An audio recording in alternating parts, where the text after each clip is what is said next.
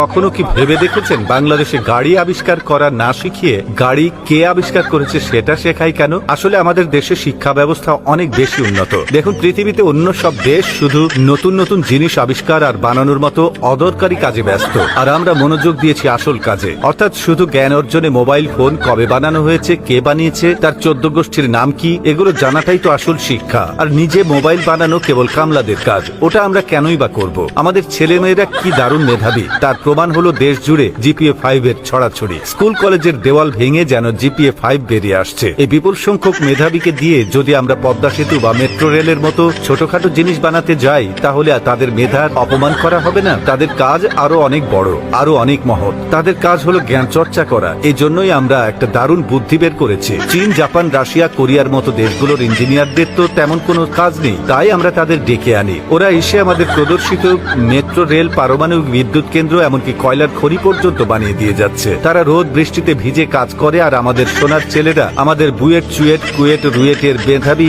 ইঞ্জিনিয়াররা ঠান্ডা ঘরে বসে সেই জ্ঞান আহরণ করছে। এটাই স্মার্টনেস। ওরা বানাবে আর আমরা শিখবো। ভাবুন একবার, আমাদের ইঞ্জিনিয়ারদের কি পরিমাণ পড়তে হয়। পদ্মা সেতুর দৈর্ঘ্য কত, কিলোমিটারের মধ্যে পিলারের সংখ্যা কত, মেট্রো রেল ঘন্টায় কত কিলোমিটার বেগে চলে, কোন স্টেশনে কয়টা সিঁড়ি আছে, রূপপুর পারমাণবিক কেন্দ্রের চুল্লির উচ্চতা ঠিক কত ফুট, এসব কি আর চারটিখানি কথা? জাপানি ইঞ্জিনিয়ার হয়তো মেট্রো রেল বানাতে জানে, কিন্তু তাকে যদি জিজ্ঞেস করা হয় ঢাকার কোন কোন এলাকার উপর দিয়ে এটা গেছে, সে কি এটা মুখস্থ বলতে পারবে? পারবে না। কিন্তু আমাদের বিসিএস পরীক্ষার্থীরা পারবে। এটাই হলো জ্ঞানের গভীরতা। বিদেশি ইঞ্জিনিয়াররা কাজ করে তাদের দেশে ফিরে যায়, কিন্তু তাদের তৈরি করা স্থাপনাগুলো আমাদের জন্য জ্ঞানের এক অপরন্ত ভান্ডার হয়ে থাকে। আমাদের ইঞ্জিনিয়াররা তখন সেই জ্ঞান মুখস্থ করতে বসেন। বছরের পর বছর তারা এইসব তথ্য মুখস্থ করে বিসিএস পরীক্ষায় খাতায় উগরে দেন। যার মুখস্থ বিদ্যা যত ধারালো, তিনি তত বড় কর্মকর্তা। দেশের সেবা করার এর চেয়ে ভালো উপায় আর কি হতে পারে? এদেশে একজন ইঞ্জিনিয়ারের কাজ তো ইট সিমেন্ট নিয়ে নয়, তার কাজ হলো ফাইল নিয়ে। আর ফাইলের ভেতরে তো আর ব্রিজ বা রাস্তা থাকে না, থাকে ব্রিজের দৈর্ঘ্য আর রাস্তার প্রস্থের হিসাব। এই চমৎকার ব্যবস্থার সবচেয়ে সুন্দর ফলাফলটা তো